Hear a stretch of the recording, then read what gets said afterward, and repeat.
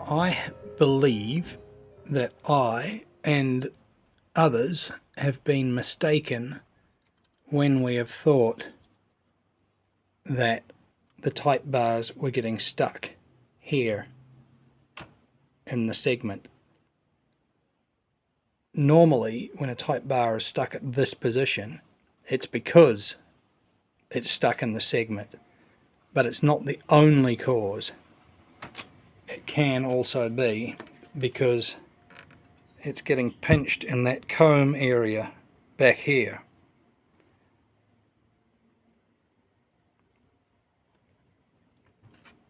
Here we have an Adler Gabriele or Gabriele 25, and it has had a problem.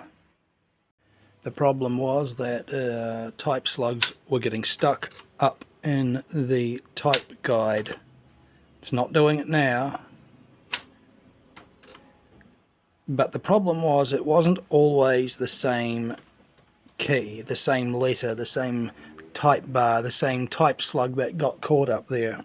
It would change. So I'd free up this one and then the next one would get stuck, and I'd free up the next one over and then this one would get stuck, and so on. I tried all of my usual tricks. I put a steady course of air all through here. I blew out all of the dust. I used various cleaners to get all of the old oil and the tar, and in this case the feather, out of the various pivot points, to absolutely no avail whatsoever. Now some of these type bars were getting stuck right up in here, and so I thought, well, it has to be that I haven't flushed out the segment properly. But I gave that segment everything I had. I threw everything at it. I basically used every cleaner I've ever used, and I threw George's Marvelous Medicine at this machine, and that didn't work. So I thought, well, because it's happening, because as soon as I free up one letter, another letter moves. The only other time I've seen this happen was with a machine that had this kind of a comb that the key bars have to travel through. And so I thought maybe they're being pinched all the way along. And if you free up one, it'll just cause the tiniest movement in the next one that'll pass on like dominoes onto the next one.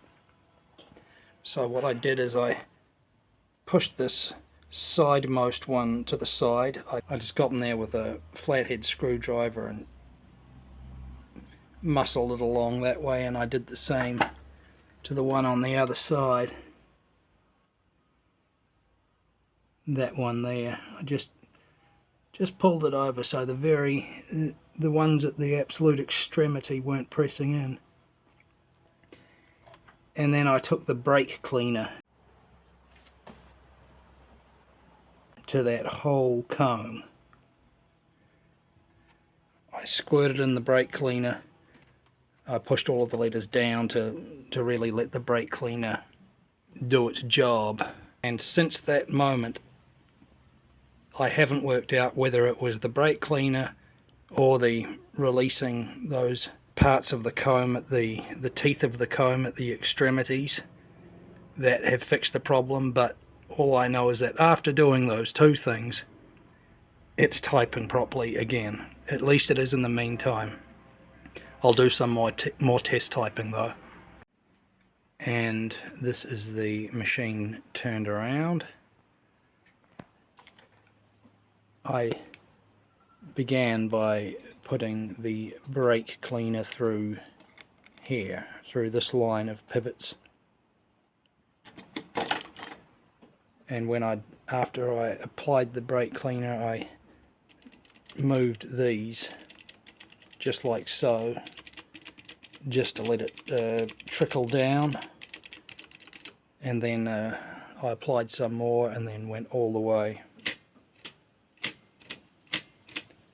And so far, with every test that I've done, these type slugs are going all the way to where the platen would be through the ribbon vibrator, through the type slug guide, and they are returning, and I'm holding them down like this, pausing and then letting go.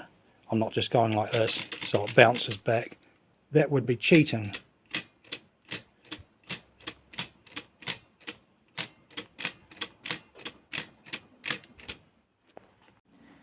And I did the same along this pivot here, which runs along there, and also along here, along here, but most importantly, I think, up in that comb.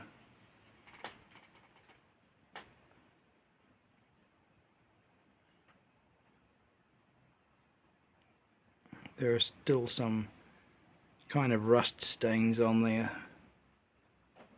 but I've tried to brush it down with a paintbrush anyway. But I'm not going for cosmetic appearance, I'm just going for functionality at this stage. And now if you look through the segment, you can see light pass through all of those gaps, whereas you couldn't before because it was clogged up with oil and greasy stuff. The two shorter screws, they go in here to hold down the carriage. The four longer screws go in there to hold down the frame.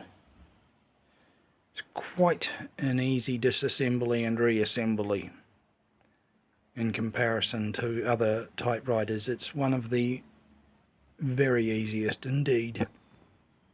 The tricky part I found of taking off the cover is that this margin setter and release bar, and also this colour selector bar, they are quite malleable and stretchy, so you can push them in and out, and you need to push both of them in order to get this frame down, as well as when you're taking it off you need to push them in.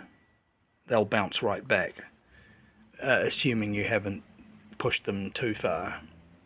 You'll be fine.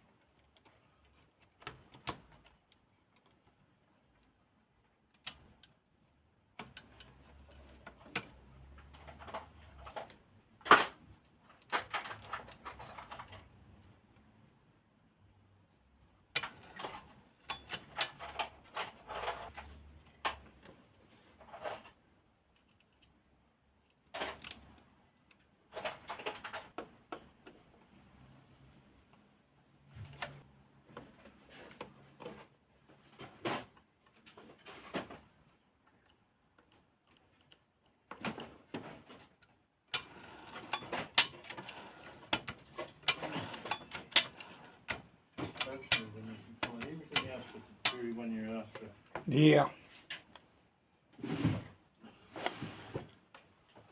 But I suspect I've put this back on too far forward, so I'm going to loosen this off and push the entire carriage back that way. The reason I suspect that is because this ribbon vibrator is getting all bunched up between the type bar guide and the platen.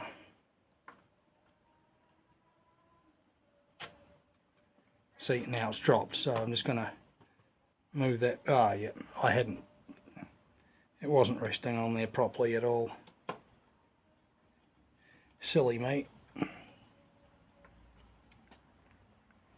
I'm using this old ribbon, but let's test our theory.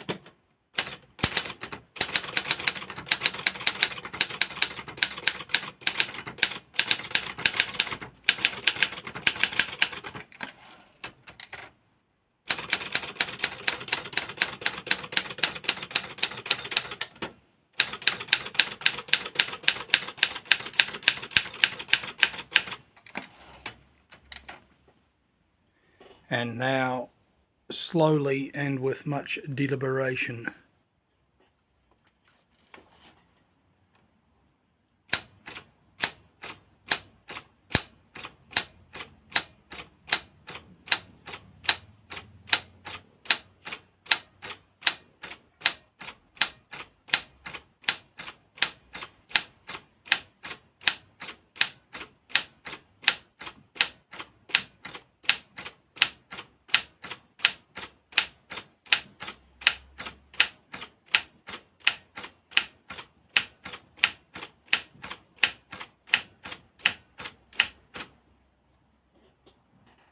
Now I'll try some, what for me is reasonably fast typing. I do not type fast.